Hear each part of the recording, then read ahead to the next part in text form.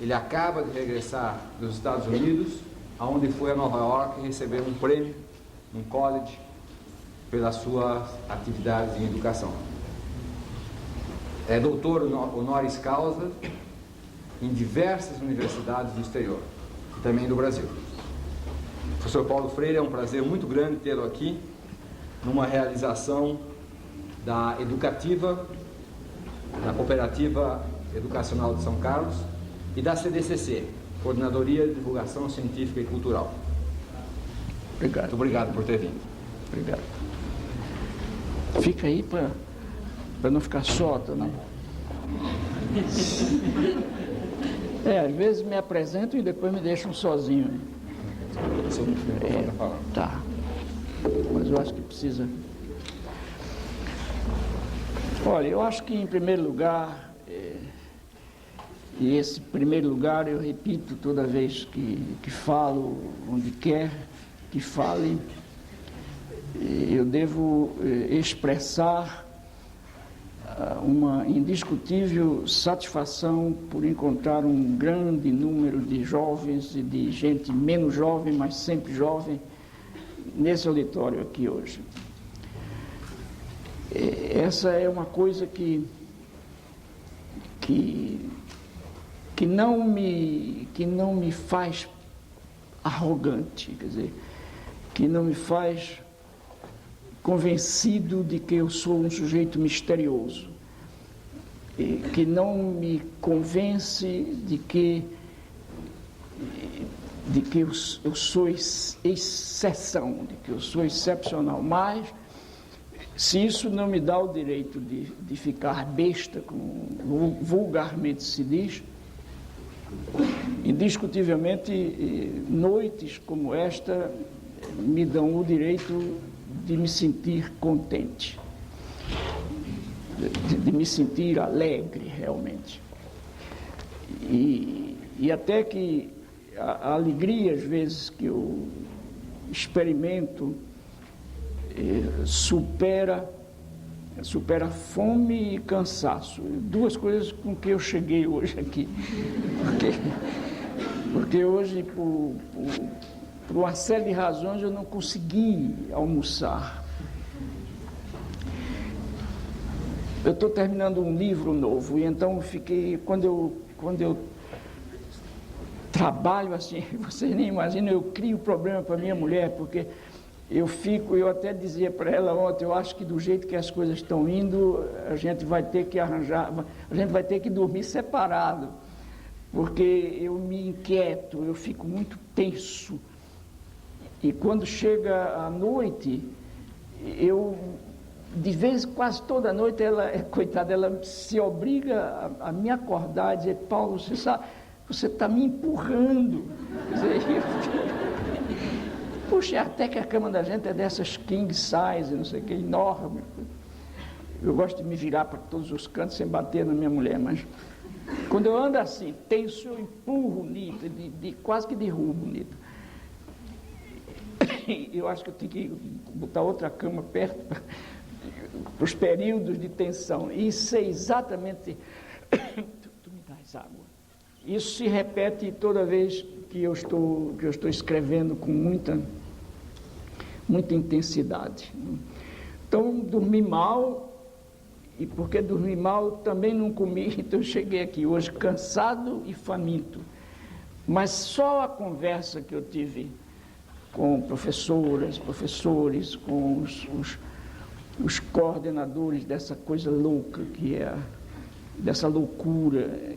Eu acredito muito na doidice, entende? Há uma forma sã de se ser doido, de se ser insano, que eu acho que o Brasil, inclusive, precisa de administradores assim, sanamente insanos.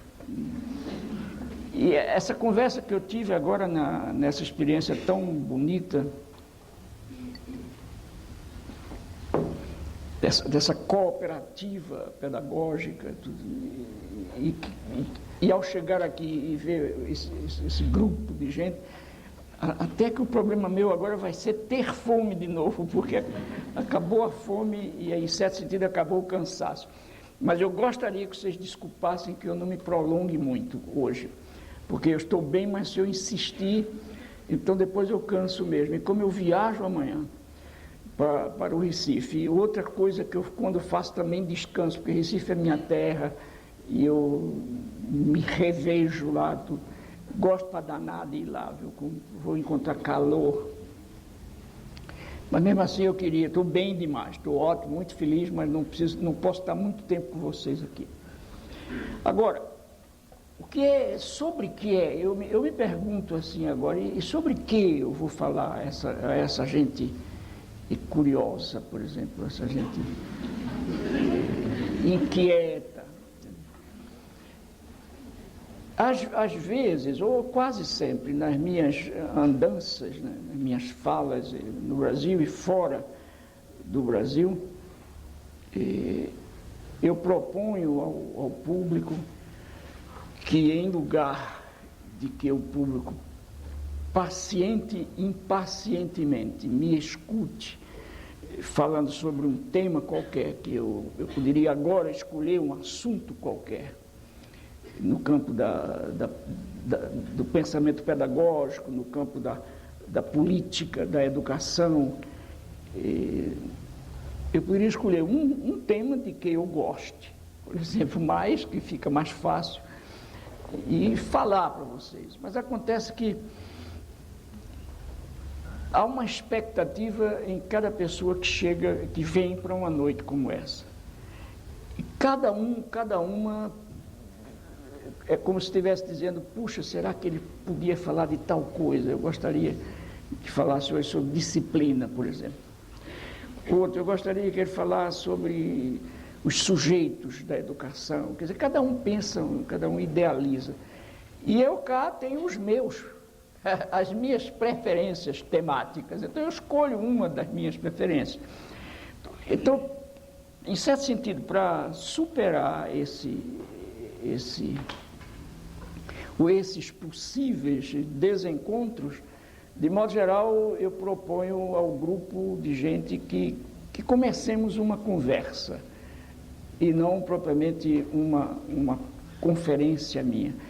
Quer dizer, que se façam perguntas a mim.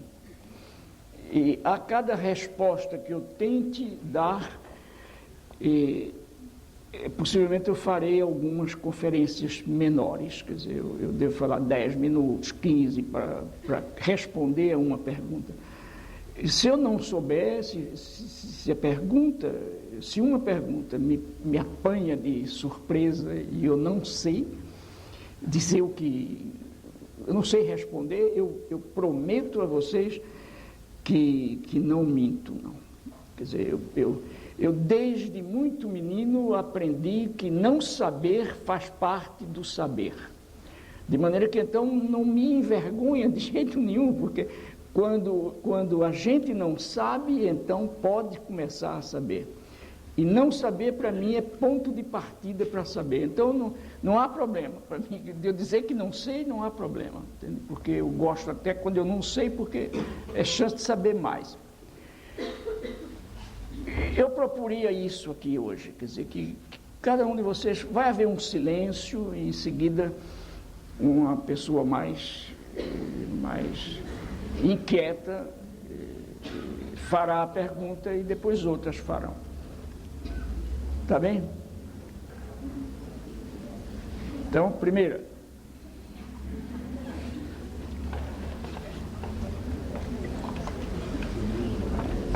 Professor, Diga. muito inquieto conterrâneo aqui assistindo. Tu és de Recife? Sou de Recife. Que coisa bacana, né? Eu me lembro que a gente se encontrou certa vez na Unicamp, quando você tinha recentemente chegado ao Brasil. Do exílio. E eu fui apresentado dessa forma: aqui está um conterrâneo. Aí você me perguntou: você não sente saudade do cheiro de caju? Essa seria mesmo uma das minhas perguntas. E eu tinha chegado naquela época, depois de 16 anos de exílio, sabe? Puxa, eu vivia com cheiro de caju No dia que eu dei um curso na Universidade de Dar es Salaam, que é a capital de um país da África que se chama Tanzânia.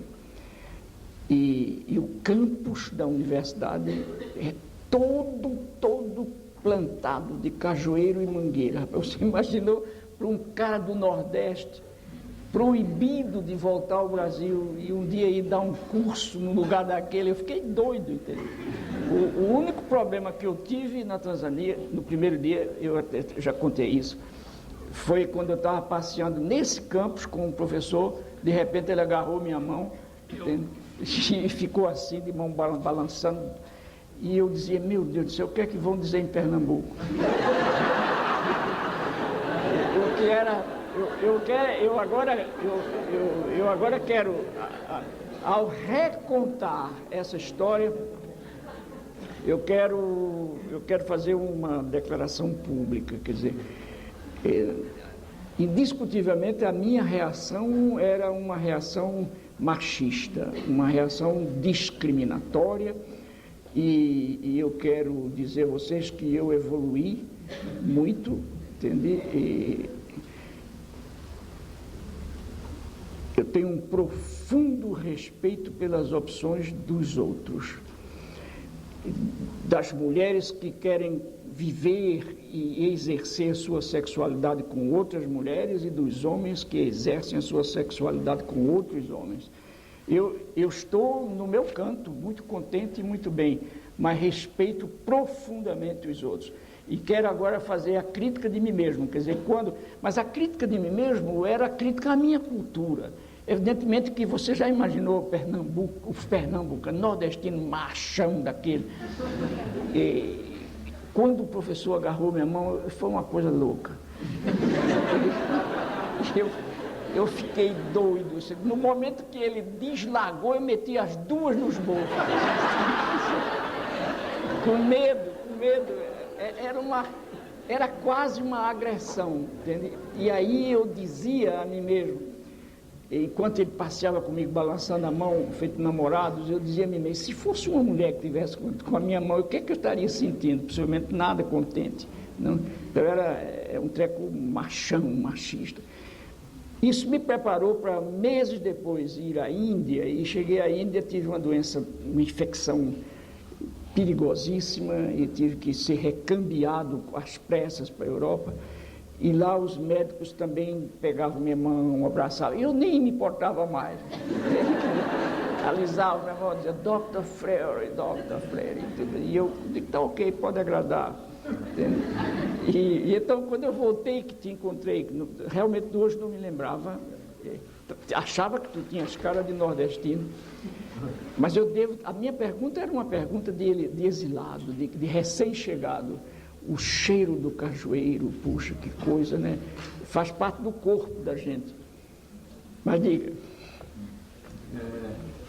A pergunta que eu ia fazer,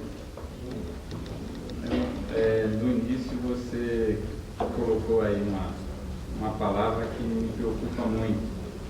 Não sei se é uma palavra, um conceito que interessa a toda a plateia. Mas o que é disciplina?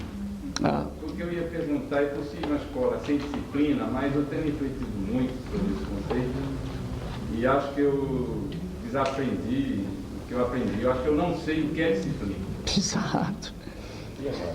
Olha, eu vou te responder, eu não direi que o que eu vou te dizer, e através de ti aos outros, é a resposta, mas eu te direi que é a minha resposta.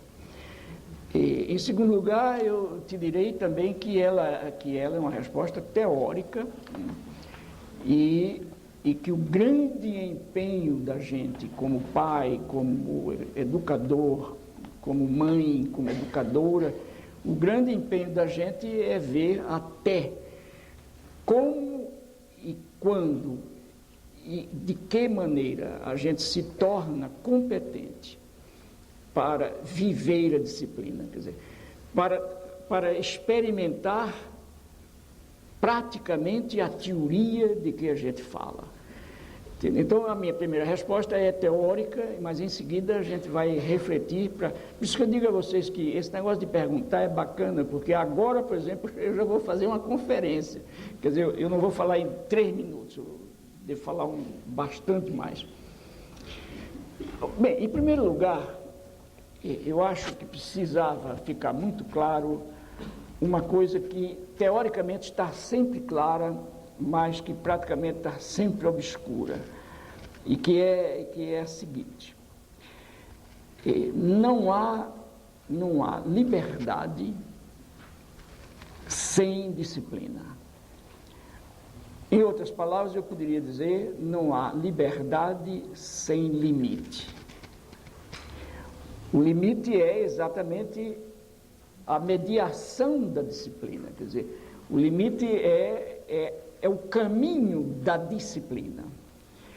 Num livro que eu escrevi, aliás, hoje houve um negócio incrível, porque ficou certo entre o pessoal daqui e a editora Paz e Terra, que eu traria uns pacotes de livros para que ficassem expostos aí para venda.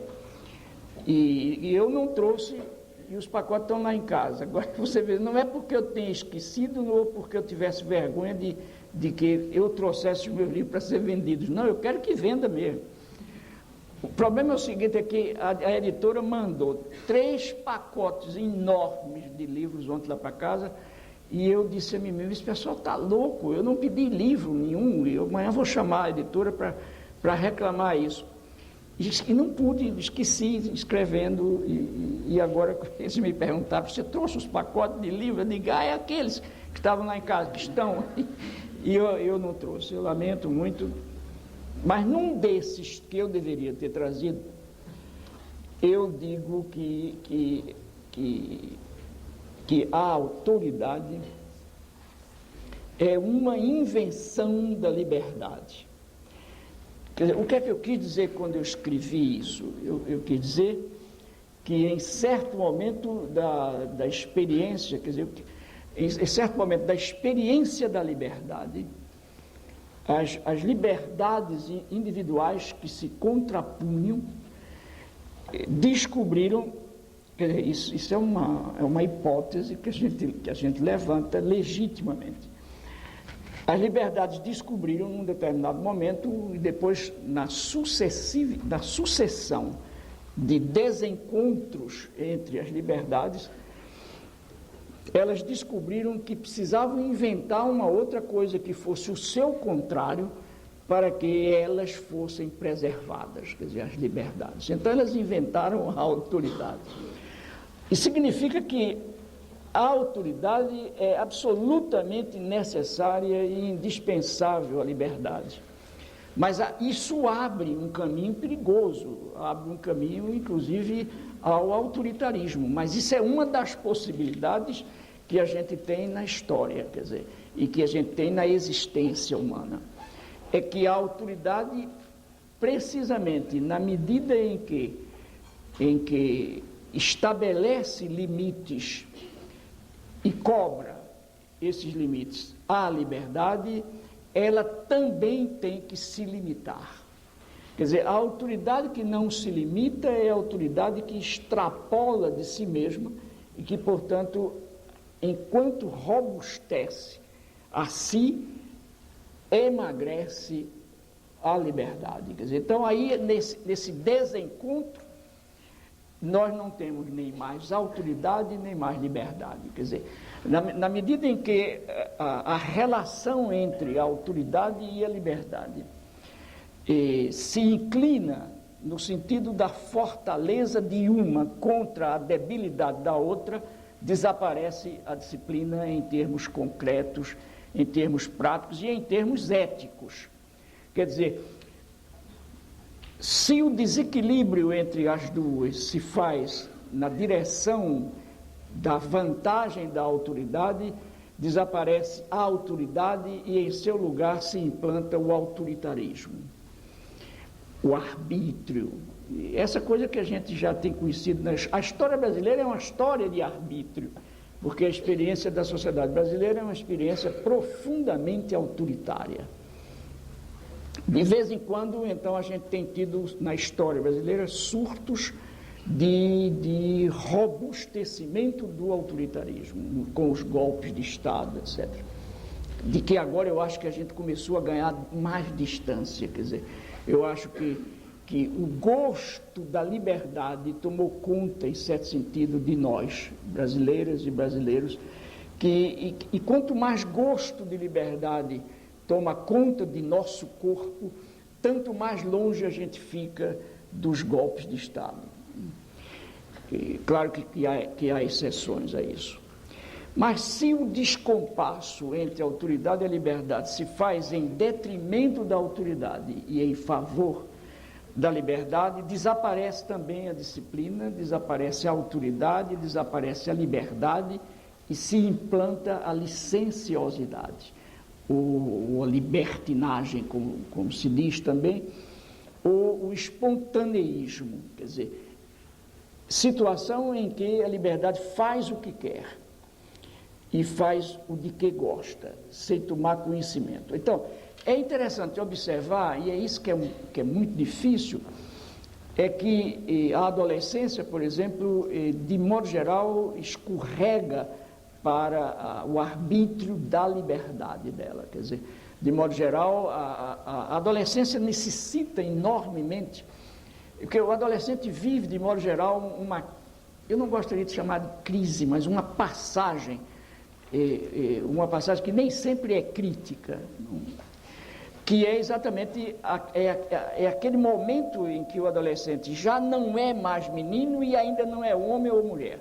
Quer dizer, é o meio termo, e ele fica de vez em quando pagando pelo fato de que ainda não se definiu. Quer dizer, ora se pensa que ele é criança, ora se cobra dele o de que não podia ser cobrado, que nem é homem ainda, nem é mulher. Quer dizer, o adolescente está em processo de... E é uma etapa meio difícil, indiscutivelmente, porque é uma etapa, inclusive, em que o adolescente ou a pessoa procura os padrões de si mesmos, mas às vezes não acredita na própria forma de estar sendo, se pune. Quer dizer, uma série de... É um momento meio difícil, às vezes. Nem sempre os adolescentes vivem dificuldades grandes. Eu até que vivi uma infância muito difícil, tive uma adolescência sem problemas, esses tais problemas. Mas bem, a questão que se coloca, teoricamente, seria muito fácil você dizer, por exemplo, a disciplina está exatamente na harmonia ou na relação equilibrada entre a autoridade que estabelece limites a si e a liberdade, e a liberdade que, introjetando a própria autoridade eticamente, passa a ter uma autoridade interna. Isso é um processo muito bonito, porque psicologicamente é isso mesmo, quer dizer, a liberdade introjeta, quer dizer, põe dentro de si a autoridade que, sendo no começo externa a ela liberdade, no momento em que a autoridade é interiorizada pela liberdade do ponto de vista ético, a liberdade virou também a autoridade de si mesma. Quer dizer, eticamente é isso. Quer dizer, eticamente a liberdade implica a presença em si do limite da autoridade. Quer dizer, é como se a liberdade passasse a viver o seu próprio limite que ela internalizou da autoridade externa. Quer dizer, eticamente é isso, filosoficamente é isso. Agora, na prática, nem sempre é isso. Quer dizer, o difícil e a dificuldade não é apenas da autoridade paterna ou magisterial, quer dizer, do professor, mas a dificuldade também é da liberdade, de aceitar a limitação necessária e indispensável. O problema da gente, do educador, eu acho, da educadora, está em que nos vejamos, enquanto autoridades, professor ou professora, nos vejamos no exercício dessa autoridade. Quer dizer, até que ponto não estaremos, por exemplo, violentando sem querer, de formas as mais variadas, a liberdade do educando. Quer dizer, os pais e as mães começam em casa um processo antes da escola, um processo, às vezes, que prejudica o crescimento da liberdade. Quer dizer, às vezes são as mães ou os pais, os dois, que como é que eu diria, são tão cuidadosos do filho, da filha, são tão defensores do filho e da filha, que não podem o filho e a filha expor-se demasiado, porque o pai e a mãe ficam com medo, ora da morte física mesmo do filho, ora da morte disciplinar, quer dizer, ora, os meninos dos vizinhos são sempre os que estão errados, os filhos da gente são sempre os certos, ameaçados sempre pelos filhos dos vizinhos. E cada vizinho vê o filho do outro como ameaça a seu filho. E se cumprimentam bem na rua, etc., mas dentro de casa estão pensando sempre que o filho do vizinho vai ensinar porcaria ao filho da gente, vai ensinar nome feio, não sei o que, nada disso. O filho de todo mundo é igual ao filho da gente, entende? E esse é um aprendizado social e não só individual. Quer dizer, mas uma família que cuida demais do filho, que evita que o filho se exponha, não? Que não deixe, que não permita que o filho se experimente até em coisas perigosas, mas é que é preciso que o filho se experimente. Evidentemente que nós não podemos deixar que um filho nosso de 3 anos se experimente na janela de um quarto andar de um edifício, porque aí ele cai mesmo e morre, entende? Quer dizer, isso não é possível permitir em nome do crescimento do filho, pelo contrário, em nome da vida do filho a gente proíbe, a gente fecha, a gente tranca. Eu tive um grande amigo, um grande filósofo brasileiro, morto já, um dos homens mais fantásticos que eu conheci, o professor Hernani Fiore, do Rio Grande do Sul. Ele disse a mim um dia, ele era um pouquinho mais velho do que eu, e tínhamos filhos mais ou menos nas mesmas faixas, e um dia ele conversando comigo no exílio, ele me disse: Paulo, lembra daquela casa onde eu morava, que tu me visitaste no Rio Grande? Eu digo: me lembro. Ele disse: olha, lá parte do sótão havia um buraco enorme assim, que não dava para atrapalhar a casa, porque o sol entrava, mas não chovia dentro, a localização da parede defendia, mas era um buraco. Ele falava assim, um grande filósofo, dizia. E eu, com essa filharada toda, menino, um dia eu olhei bem para o buraco e disse: e se um menino desse subir nesse buraco e pular, pode morrer.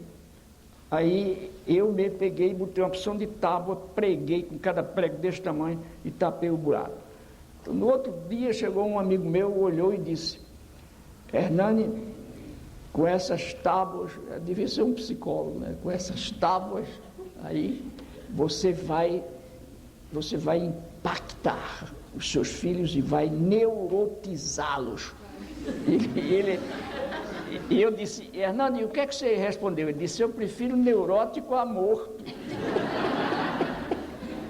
Eu nunca me esqueci desse negócio. E ele disse: olha, eu acho que não ficaram neuróticos não, viu? Mas bem, mas é claro que uma coisa como essa a gente tem que evitar. Mas o menino que vai correr o risco de levar uma queda na rua, de ferir o joelho, e você não deixa que ele faça, é o cerceamento total. Uma criança que não corre hoje para não ferir o joelho é o adolescente irresponsável amanhã. Quer dizer, não estou dizendo que toda vez esse negócio. Eu acho que uma das coisas mais bacanas que há entre homens e mulheres como seres é que 4 vezes 4 discutindo problemas humanos pode ser 18, entende? Não só 16. Quer dizer, essa coisa você não pode dizer dogmaticamente, fez isso, vai dar aquilo. Não, às vezes não dá, mas é possível que dê. Quer dizer, então eu acho que a criança que cresce, obviamente dentro dos níveis, dos limites das idades, correndo riscos e sabendo assumir uma responsabilidade que está ao nível da capacidade da assunção, porque também você não pode dar uma responsabilidade a um menino de 8 anos que você é que tem. Você não pode exigir. Às vezes, por exemplo, há pais que se divorciam e que têm uma criança de 4 anos, de 5 anos, e que pede que o menino decida com quem quer ficar. Não pode. Quer dizer, isso é uma baita violência que se transfere, que se comete ao menino de 6 anos. Quer dizer, qual é a autoridade, qual é a formação estrutural que essa criança tem para dizer: eu prefiro minha mãe, eu prefiro meu pai? Quer dizer, cria-se uma situação limite extraordinariamente difícil para a criança. Então eu acho, a nível de escola, por exemplo, eu acho que, em primeiro lugar, a professora que não se respeita, ou o professor que não leva a sério o seu trabalho, o professor que não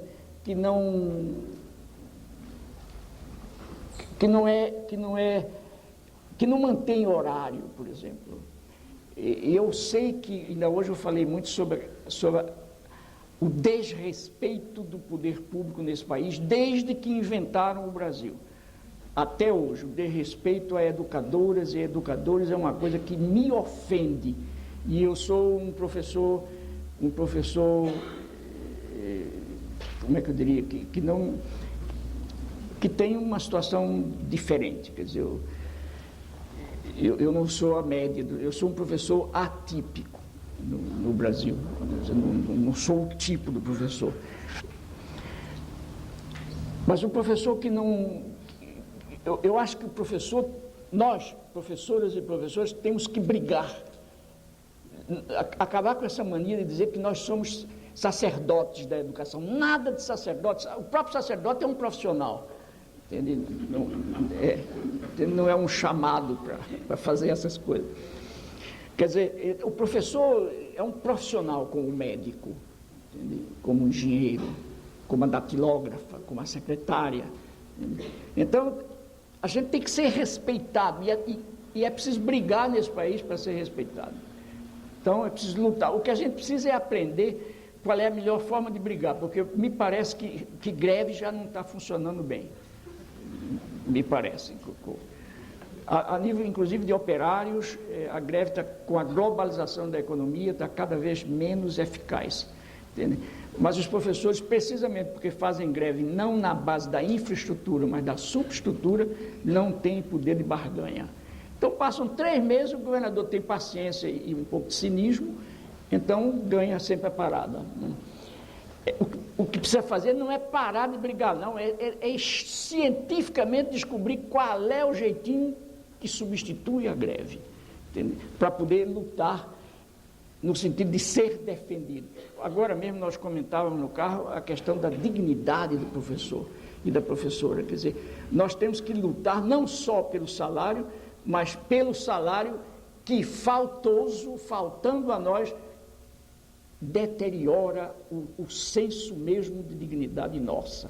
Quer dizer, nós temos que lutar, nós temos que brigar. Por exemplo, eu agora fiquei surpreso com a declaração do presidente eleito, Fernando Cardoso, sobretudo porque ele é um grande intelectual e ele não podia ter dito que o problema é gastar um dinheirão que se vai gastar para fazer baterias de teste para surpreender e para constatar e provar a ineficácia dos professores. Puxa, isso foi profundamente mal assessorado o professor Cardoso, porque isso podia dizer um presidente de república, por exemplo, não sei, acho que nenhum presidente da república podia dizer isso. Vocês vejam que esse negócio de dizer que operário que não é competente nunca é uma mentira. Está aí, um homem competentíssimo, um dos maiores intelectuais desse país, professor em qualquer universidade do mundo, disse um disparate desse, que é preciso fazer o teste para mostrar que os professores... Isso é uma ofensa. E as companhias? Diga. Mal companhia. Pois é, um pessimamente assessorado. Mas ele mesmo, mal assessorado, não podia. Não tem assessor nenhum do mundo que me convença de dizer isso. É a cabeça dele. Eu conheço o Cardoso, a cabeça dele não é essa, o pior é isso, virou, mas é a convivência do PFL. Ele falou isso.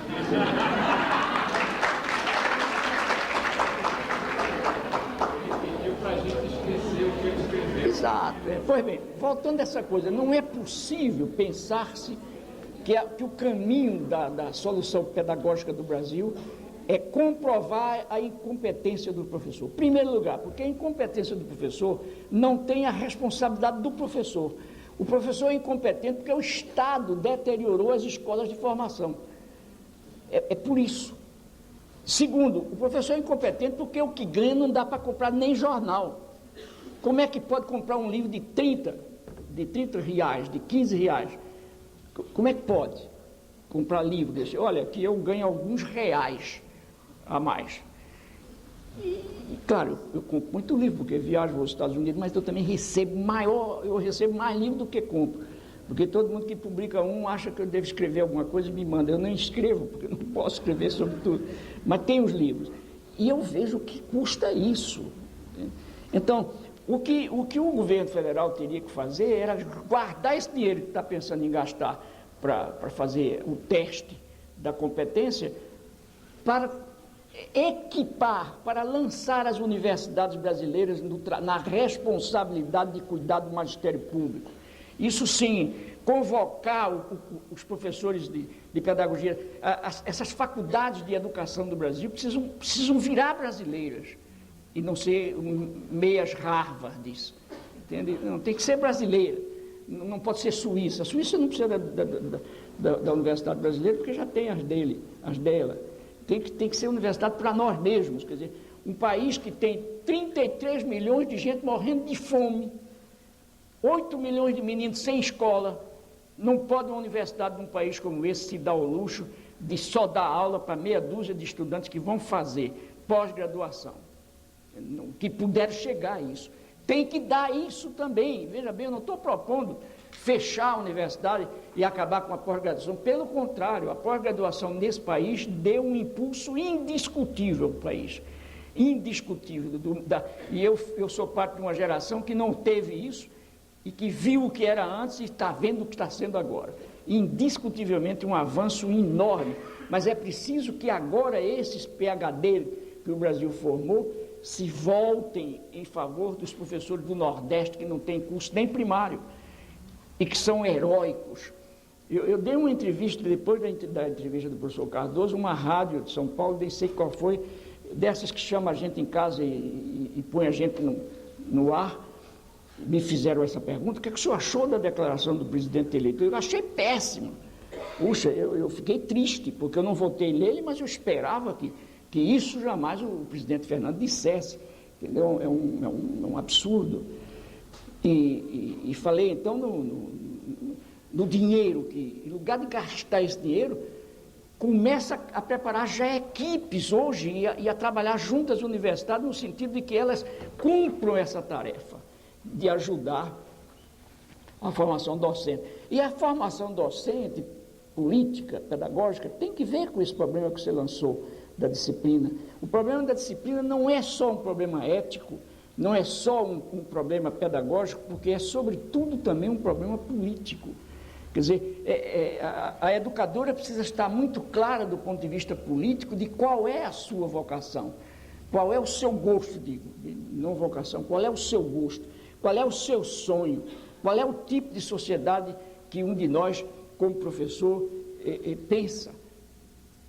Qual é a minha utopia?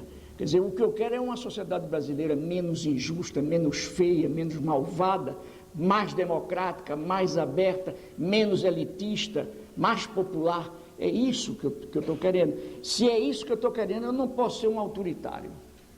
E se eu não posso ser um autoritário, eu caio direto de novo na questão da disciplina. Quer dizer, eu tenho que formular teoricamente a disciplina e, ao mesmo tempo, eu tenho que viver essa disciplina que eu formulei teoricamente. Quer dizer, eu tenho que praticar a minha teoria.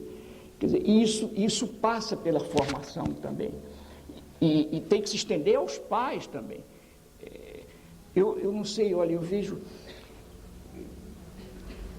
por exemplo, coisas como essas que eu vou citar agora, que faz parte também do problema da disciplina.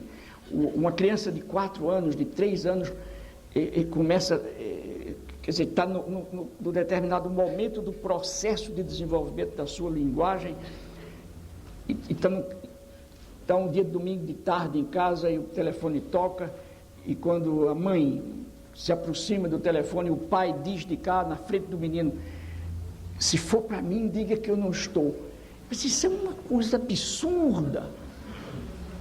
Uma coisa absurda, quer dizer, nesse momento o que o pai está fazendo é estabelecer um choque extraordinário entre a fala e o concreto. Quer dizer, como é que é possível fazer o discurso da ausência na presença? Quer dizer, como é que a criança vai transar isso? Depois o pai castiga o menino porque mentiu. Quer dizer, mas ele foi o professor da mentira do filho e o professor da insegurança do filho. Quer dizer, um menino que ouve aos 3 anos que o pai, estando em casa, não está em casa, dificilmente acredita no outro discurso do pai. E ao não acreditar nos discursos do pai, esse menino vive inseguramente. E essa insegurança vai pagar mais tarde a psicoterapia. Eu não estou contra os psicoterapeutas, de jeito nenhum. Pelo contrário, eles têm sua tarefa, sua eficaz. Mas eu digo isso, quer dizer, é preciso... Quer ver outra coisa, o menino está na etapa da fantástica curiosidade, que é exatamente o momento em que o ser descobre que no fundo, para que ele seja, tem o outro que é. A curiosidade desperta e cobre tudo, cobre todas as áreas das descobertas. E a criança vem correndo: papai, o que é isso? E o pai olha e diz: mas eu já não te disse. Cala a boca, eu não tenho tempo para estar te respondendo essas maluquices. Vai perguntar à tua mãe. Em primeiro lugar, negou o direito da criança. Segundo, diminuiu a mãe. Porque ele não pode perder tempo com aquilo, mas a mãe pode perder. Quer dizer, então, são essas coisas, entende? Vejam bem, eu não estou querendo fazer aqui um sermão de papa, ou de bispo, ou de qualquer igreja, nada disso. Mas o que eu falo aqui é como pedagogo mesmo, até mais, eu falo como gente. É como gente, entende? Quer dizer, não é possível gentificar-nos desgentificando-nos. Quer dizer, eu não posso negar a minha gentitude na relação com as gentes e depois falar em gente. Não dá. Então, eu acho que esses exemplos pequenos que eu te dei agora fazem parte da trama maior da disciplina, entende? Que exige humildade, que exige confiança, entende? Quer dizer, se vocês me desculpam, porque é uma coisa errada que às vezes nós fazemos, os que falamos, é nos citar. Quer dizer, eu preciso ter... Eu acho que de vez em quando é preciso que a gente se cite para mostrar que a gente é gente, entende? Mas não para fazer o discurso do elogio da gente. Mas, por exemplo, eu e minha primeira esposa trouxemos para o mundo 5 filhos que ficaram, porque houve uns que não ficaram, que abortaram, etc. E eu vivi essa experiência, muito moço, muito jovem. Eu casei a primeira vez com 23 anos e fui pai com 25. E que é uma idade que eu acho bacana, viu? Mas quando eu hoje, com 73, olho para 25, eu vejo que eu era um menino. Mas um menino que se ensaiou bem como pai. Porque, no fundo, uma coisa que eu comecei a descobrir, a intuir, que foi uma delas, foi a seguinte: em certo momento, na minha primeira experiência de relação com as filhas que chegaram, essas primeiras experiências me diziam o seguinte: Paulo, no fundo, a tua liberdade de filho começou a te ensinar a tua autoridade de pai. Quer dizer, no fundo, como filho, eu comecei a aprender, aparentemente, paradoxalmente, a ser pai. Quer dizer, a liberdade de filho bem vivida, numa relação muito harmoniosa com a autoridade de meu pai, que é uma coisa incrível isso. Nos 2 últimos livros que eu publiquei, que eu deixei em casa hoje, eu falo muito disso, porque são livros muito biográficos, em que eu analiso bem a presença de meu pai. E foi uma coisa extraordinária, porque era um homem do Nordeste, que nasceu no século passado, você imagina. Eu nasci no começo da segunda década, no fim quase da primeira década, quer dizer, da segunda década. Eu nasci em 21, e meu pai e minha mãe eram maduros, quer dizer, jovens, mas... E uma região profundamente machista, como o Nordeste brasileiro, com um autoritarismo extraordinário, e eu tive um exemplo fantástico de autoridades não licenciosos, mas não autoritários, entende? Quer dizer, eu tive uma felicidade, uma questão de sorte, até de estouro, de ter nascido dentro dessa constelação familiar e ter tido chance e margem de crescer dessa forma. E aprendi um bando de coisas, quer dizer, isso eu aprendi mesmo. Muita coisa da teoria que eu desenvolvo hoje no campo da pedagogia tem que ver com a minha experiência existencial, concreta, e a experiência dos outros que eu observo e analiso. Mas como pai, por exemplo, eu tive assim a alegria de, na história de meus 5 filhos, 3 mulheres e 2 homens, de ter dado apenas uma palmada. Vocês sabem o que é isso, né? Uma. E acho que criei um problema por causa dessa palmada. A minha experiência foi profundamente dialógica. Profundamente. Quer dizer, eu nunca disse não sem dizer a razão de ser do não. Quer dizer, eu jamais disse não faz porque eu não quero. Isso nunca existiu lá em casa. Jamais existiu. Se você me pergunta, Paulo, se você tivesse agora 30 anos e começava tudo de novo, se eu tivesse a lembrança, esse negócio da reencarnação, se na reencarnação eu me lembrasse do meu passado anterior, da minha vida anterior, e eu reencarnasse daqui uns anos, daqui uns 100 anos, eu ia ser mais radical na minha compreensão da liberdade, entende? E no meu respeito à liberdade, não à licenciosidade, mas é essa liberdade que se sabe liberdade, quer dizer, portanto, que se assume liberdade, que se valoriza como liberdade e que luta para ser liberdade e não para ser esmagada. Quer dizer, eu acho, para terminar, porque eu terminei fazendo uma conferência enorme de tempo, eu acho que esse é um tema fundamental, mas os adolescentes, no meu entender, e os meninos mais novos deviam ser chamados também a dar um palpite seu sobre a disciplina. Por que não? Eu não tenho dúvida nenhuma de que é possível cada vez mais você exercitar uma experiência de reflexão séria na criança, ao nível dela. Você imagina que nós não vamos poder pegar uma menina, feito minhas netas, tenho uma neta de 8 anos, uma outra neta, que é a neta fundamental de Nita e de minha segunda esposa, que não é minha neta de nascer, mas que está se fazendo minha neta pela camaradagem, pela amizade. Ela mesma agora, domingo, me chamou de vô, pela primeira vez. consciente. Não? Quer dizer, mas eu acho que a minha experiência com os meus netos e com ela agora, de conversar, de brincar, não?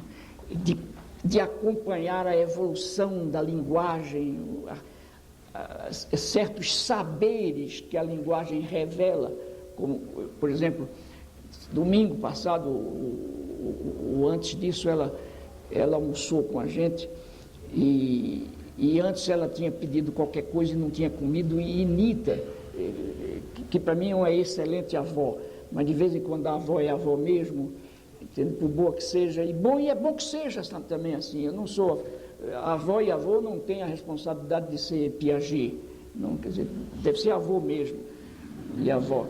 Então, isso não estraga menino nenhum, isso é conversa, não estraga nada. O menino precisa do avô mesmo, dessas trelas que o avô faz, etc. Então, quando foi depois do almoço, ela pediu laranja. Cortou sua laranja, etc. Deu a ela, depois comeu 2 bagos na mesa. Ela aí se sai com o seguinte discurso, com a entonação já de uma certa sabedoria que a linguagem expressa.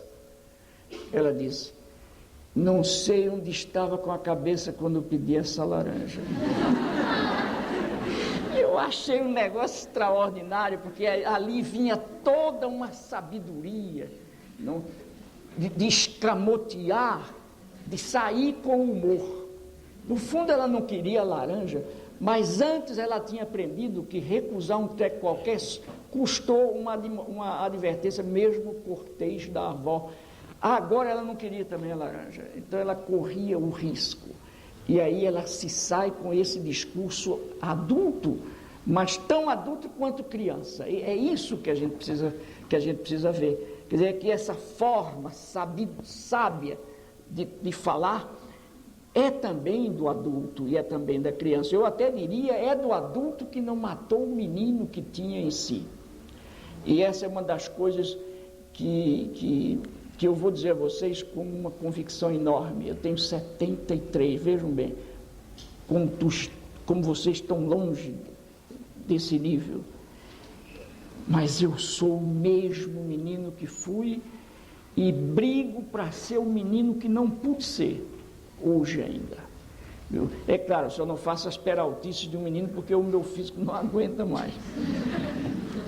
Mas quando ela disse, onde é que eu estava com a cabeça quando pedi essa, que botou a mão assim, quando eu pedi essa laranja, eu achei uma coisa fantástica, uma coisa, como a linguagem é saber, como a linguagem é conhecimento, e como a linguagem nos dá a nós a possibilidade de crescer também com o menino, ao observar. Quer dizer, eu quase peço desculpa pela demora na resposta da primeira pergunta. Já era até tempo de dizer muito obrigado e agora vamos embora. É uma introdução à tua questão. Professor, tem 4 bilhetes aqui e eles são perguntas. Leia. São perguntas? Às vezes são bilhetes mesmo, particulares. Então é melhor eu passar. Olha, eu tenho uma coleção de bilhetes amáveis do mundo todo. E até agora eu não levei isso tão a sério quanto eu acho que eu devia estar levando. Eu devia estar juntando tudo isso, colecionando, e minha mulher, que é uma boa historiadora, devia estar fazendo isso como ela faz com o resto. Agora ela tem todos os meus manuscritos, todos desses 6 livros que eu publiquei agora, recentemente, 5, o 6º eu estou terminando. Ela tem todos os manuscritos de um a um, não se perdeu nada, tudo, ela tem cópia de carta, ela tem tudo, mas precisa guardar essas coisas, que às vezes eu recebo cartas assim, bilhetes tão bonitos, declarações de querer bem, eu diria também declarações de amor, mas não no sentido do amor legítimo, mas que para mim era ilegítimo, que não é isso, não é negócio de transa de sexo, é afetividade não, pura. Mas um dia, e depois nas conversas minhas também, nas falas, e junta uma fileira assim de gente para falar comigo, e um dia tinha umas 20 mulheres assim, e uma delas chegou junto da minha mulher e me disse, para ela, você não tem ciúme disso não? Ela disse, não, enquanto for fila, não. Eu achei uma delícia. Enquanto for fila, não tem ciúme nenhum. Bem, vamos ver se tem alguma pergunta. Aqui eu acho que não é para perguntar. Tem um... mas está muito grande. Vamos ver se tem alguma pergunta mais. Tá. Aqui tem uma pergunta sobre a qual eu escrevi um livro. A pergunta é a seguinte: que tipo de argumentação é preciso para que se acabe com a nomenclatura de tia para a professora? Junto às crianças e junto aos pais. Tem uma história da minha neta, a neta da Anitta, que se decretou agora minha neta também. Quando esse livrinho saiu, meu, tia, professora sim, tia não, os pais dela estavam com ela lá em casa, e eu dei um exemplar para os pais do livro que tinha saído naquela semana. Bem isso daí, exatamente. E aí, então, começamos a conversar sobre o livro. E eu comentei os temas do livro, o que é que eu tinha discutido, etc. E ela brincando. Depois a gente fica pensando que a criança brincando não está dentro do texto da gente, do contexto da gente. Está. Quando foi 2 dias depois ou 3, ela chega à escola e chama a professora. E a professora estranha, acostumada a ser tia dela, e a segunda vez que ela chamou professora, a professora disse, o lápis foi adiante. A professora disse, mas Marina, o que é que ela gostava muito da menina? Disse, Marina, o que foi que eu fiz com você? Você vê como essa professora estava absolutamente alienada já, não? Quase que sem salvação.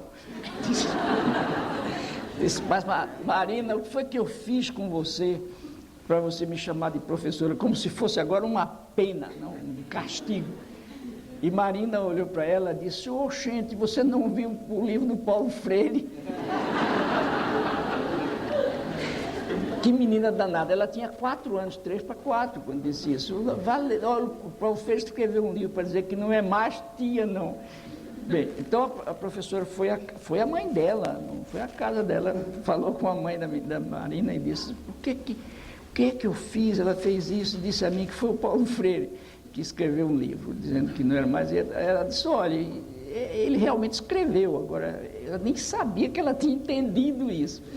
Bem, mas agora ela está de novo na tia, viu? Está chamando tia. Olha, eu acho o seguinte, essa questão da tia, professora, tia, indiscutivelmente isso é uma expressão de natureza ideológica. Quer dizer, quando eu digo de natureza ideológica, eu quero chamar a atenção para algumas coisas. Por exemplo, primeiro, na medida mesmo em que isso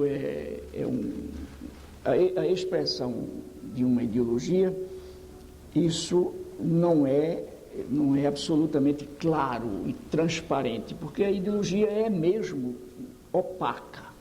Quer dizer, eu sempre costumo dar um exemplo muito, muito concreto para chamar a atenção dos alunos com relação à compreensão do conceito de ideologia. Por exemplo, quando a gente sai em São Paulo ou em qualquer outra cidade, de vez em quando a gente vê um aviso na estrada, luz baixa com névoa, não, como é que diz? Neblina, luz baixa com neblina. E a neblina, o que é que acontece é que a neblina, quando a gente sai uma manhã, por exemplo, se eu me lembro tanto da Europa, quando eu às vezes saía de casa para o meu trabalho e havia 30 metros de visibilidade para mim, na rua da minha casa. Só que eu conhecia tão bem a minha rua que não tinha perigo de bater no poste. Mas as árvores da rua, por exemplo, eu via a sombra das árvores envoltas na neblina. Cada 30 metros a coisa ia melhorando, eu via mais na frente. O que acontece nessas ocasiões é que os objetos que ficam envoltos na neblina viram a sombra deles. Por outro lado, a névoa ou a neblina opera em nós não de verdade, mas uma espécie de miopia. Quer dizer, então a névoa, de um lado, miopiza a gente e do outro, opaciza a realidade. É isso exatamente o que a ideologia faz. Quer dizer, a ideologia, e outra coisa, muitos de nós pensamos às vezes que a ideologia é pura abstração, é pura ideia. Não, a ideologia é material, a ideologia pesa, a ideologia é um tijolo, pesa 20 quilos. Então, mas ela opera em nós essa coisa. De um lado, ela diminui a nossa capacidade de ver criticamente o mundo, a realidade. Do outro, ela opaciza a realidade, ela encobre a realidade. Por isso é que eu defendo tanto uma pedagogia que eu chamo da desocultação da verdade, e não da miopização do educador e do educando e da ocultação da verdade. Quer dizer, uma pedagogia que penetre. O que eu fiz nesse livro foi exatamente uma experiência de fazer essa pedagogia da desocultação. Quer dizer, arrancar por debaixo da ideologia que criou o mito da tia, para mostrar que, no fundo, isso é uma tentativa de desprofissionalização da educadora e de tapiação da educadora, convencendo-a de que ela deve assumir a afetividade da tia. Agora, vocês imaginem o seguinte: na medida em que as professoras todas se convencessem de que são tias, portanto, de que elas têm uma responsabilidade de tia diante dos sobrinhos, não havia mais greve. Como é que 30 mil professores vão fazer greve ferindo os interesses dos sobrinhos, dos 700 mil meninos, sobrinhos dela, e elas em greve? E vocês vejam como as famílias, por exemplo, têm insistido muito em que os professores em greve prejudicam as suas filhas, os seus filhos. Mas não dizem que os professores entraram em greve porque estão prejudicados secularmente. Eu me lembro da última greve, o primeiro, do governador Fleury, quando ele fez uma declaração dizendo: as professoras têm razão, mas eu não tenho dinheiro. E nesse livro eu escrevi dizendo que era preciso que um dia o país chegasse a uma situação em que governador nenhum mais tivesse possibilidade de dizer isso. Porque isso é uma mentira, afinal também. É uma mentira não o governador Fleury pode mesmo não ter dinheiro, eu acho que tem, mas pode ser que não tenha. Mas acontece que, quando ele diz que ele oficializa, é como se ele desocultasse a ideologia para ocultá-la de novo, entende? Quando ele diz que a professora tem razão, mas eu não tenho dinheiro. É preciso que ele não tem, porque muitos governadores antes dele desvirtuaram a política dos gastos públicos. Por que é que não há dinheiro? Porque há salários descompassados nesse país. Eu não sei se vocês ouviram ontem que há uma dúzia, muito mais do que uma dúzia de gente que está ganhando $20 mil. Portanto, 22 mil, 22 ou 21 mil médicos, e não sei quem mais, da nação. Descobriram que tem 100 e tantos. Quer dizer, como é possível? Esse é um país que não vai se perder, porque nenhum país se perde, e se perde para se achar, mas é um absurdo que até o próprio governo não saiba disso. Quer dizer, está se descobrindo a pouco e pouco como é que o sujeito pode receber $22 mil como médico, como não sei o quê. Essas manhas que inventaram no Brasil, porque no Brasil tem um bando de coisa que é legal, mas imoral. Eu sei também que há uma diferença entre legalidade e eticidade, mas o que era preciso nesse país, entre outras coisas, era aproximar mais a eticidade da legalidade, para a gente não ter coisas como essas que o governador Fleury fez agora, que são absolutamente legais, mas um absurdo. Um absurdo. Quer dizer, como é que o governador Fleury ganha 8 mil reais e ainda vai receber 200 mil das férias que não recebeu? Não tirou porque não podia, inclusive, que era governador. Não tirou porque não quis. Como é que eu agora vou pagar isso a ele? E um homem moço de 45 anos. Com uma só ele tem 6 vezes mais do que eu com 3, com 75 velhinho. Não, isso não pode, não pode continuar. Bem, então essa pergunta da história é essa. Eu acho que a gente deve lutar para eu dei uma contribuição, que não é a contribuição, mas é uma contribuição pequena a isso. Quer dizer, para vocês terem uma ideia de que esse livro tocou, é que ele saiu em maio de 93 e está hoje, com 1 ano e meses, ele tem 5 edições aqui. Quer dizer, a Pedagogia da Esperança está com 4, ele com 5, e ele saiu depois da Pedagogia da Esperança.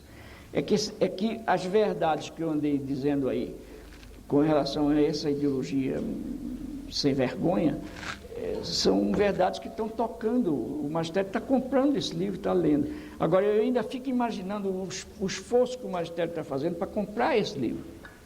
Porque esse livro, eu nem sei quanto está custando, mas não deve ser 2 reais. É bem mais do que isso. Paulo, Diga.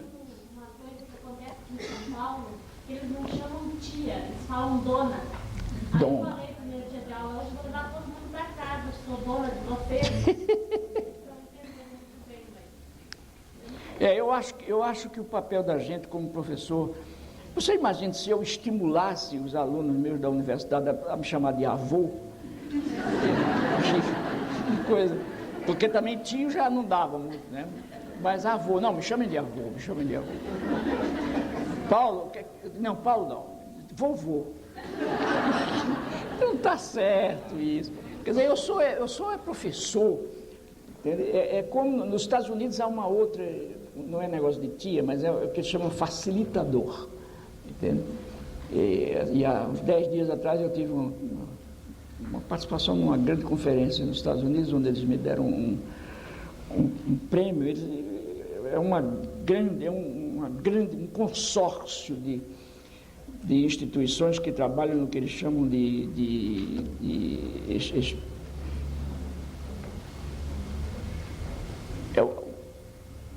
a experiência pedagógica do aprender, é algo mais ou menos por aí. E eles instituíram um prêmio agora, para cada ano, 2 anos, eles vão dar esse prêmio a um educador do mundo qualquer que se sobressaia.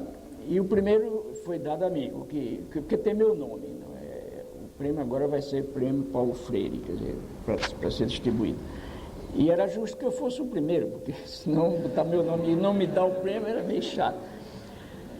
E falando lá, fazendo uma fala, eu falei um pouco dessa questão do chamado facilitador. Quer dizer, eu acho o seguinte, eu sou professor, agora como professor eu faço questão de facilitar o estudante. E facilitar o estudante, para mim, é ser sério, é desafiar o estudante a ser sério também.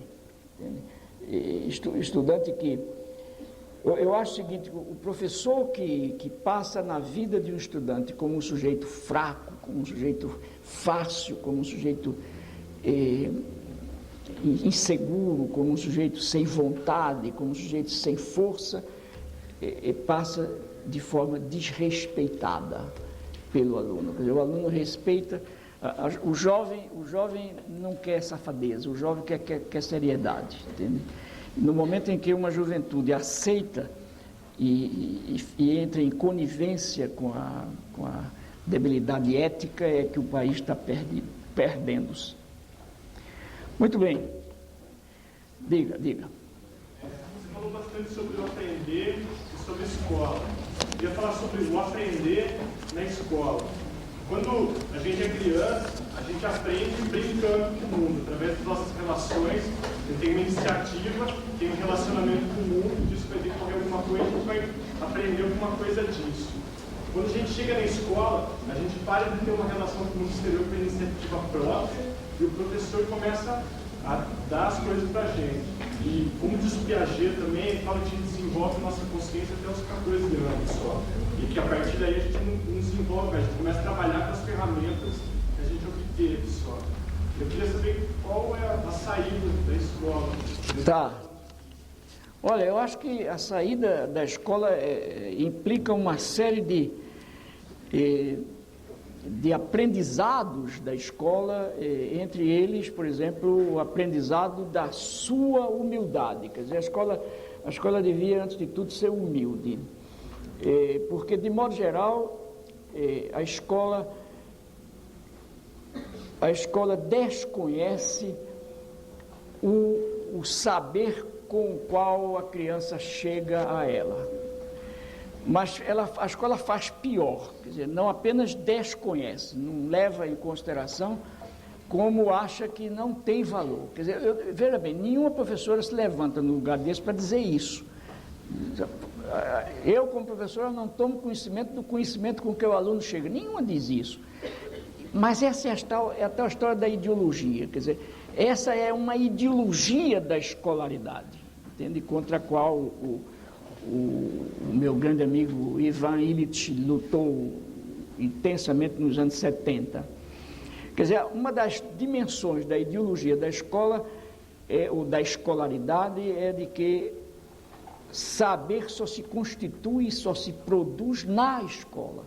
Então, qualquer outro saber que não seja o sistemático da escola, não é saber. Então, nega-se, por isso, o conjunto de saberes de experiência feitos. Mas Diga. Sistematização não estraga uma aprender, porque antes você aprendia brincando, era uma coisa gostosa, e agora é sistematizado. Não, eu acho que a sistematização precisa, mas não do jeito que está sendo feita. Quer dizer, o processo de ensinar e de aprender, hoje eu falei um pouco ditado sobre isso, devia ser considerado como um processo prazeroso.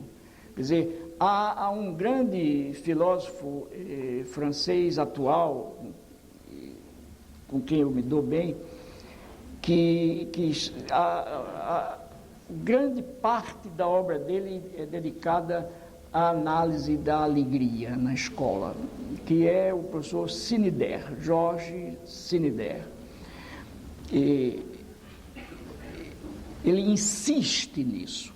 Quer dizer, o que a escola às vezes faz é exatamente induzir no menino o contrário disso. Quer dizer, o ato de estudar passa a ser experimentado e visto como uma coisa, como uma espécie de pena, uma espécie de punição. Ora, vocês vejam, por exemplo, hoje eu não creio que haja mais, pelo menos em abundância, mas as escolas que alguns anos atrás ainda, as professoras que ainda davam como punição ao aluno escrever 200 vezes, não faço mais isso.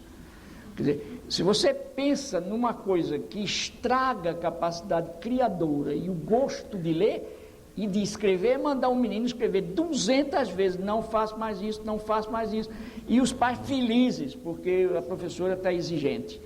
Meu Deus do céu, isso é uma coisa infernal, é uma coisa burra. eu tenho raiva da burrice, entende? Não do burro, mas da burrice eu tenho raiva. E brigo contra a burrice, porque é um desastre a burrice. Então não é a sistematização que está errada, é a má sistematização, é a compreensão errada do que é sistematizar o conhecimento.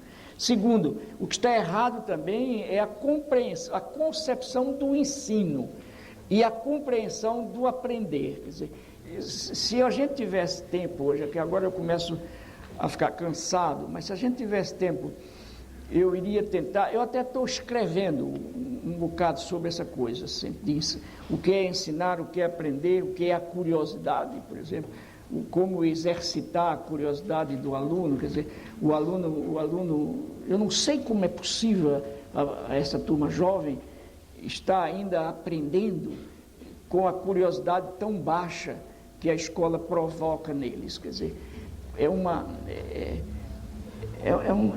desastre, entende? Porque no momento em que você castra a capacidade de espantar-se, você não pode saber nem ter o gozo da experiência estética. Quer dizer, e afinal de contas, uma das boas coisas que homens e mulheres podem fazer é saber e artistizar a vida, mas a gente é castrado desde a infância com a curiosidade, né? Quando o pai inibe o menino que fez uma pergunta, você imagina perguntar, se não houvesse pergunta, não haveria conhecimento.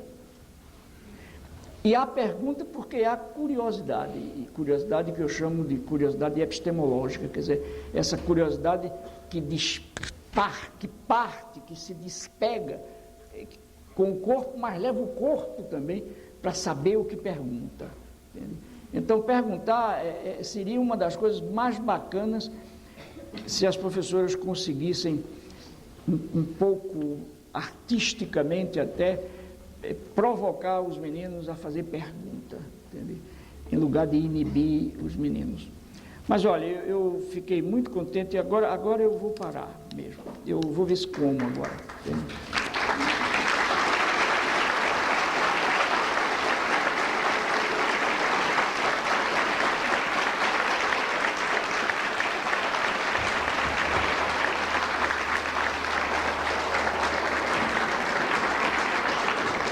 Obrigado. Obrigado.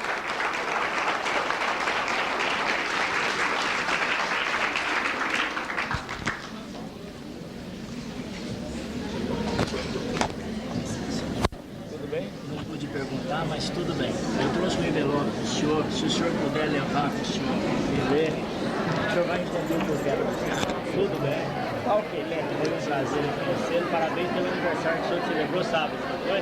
Não, foi setembro. Setembro? 73. Setembro, tá. A gente vai conversar mais depois através do senhor. Eu vou dar um recadinho para o senhor. Foi um prazer.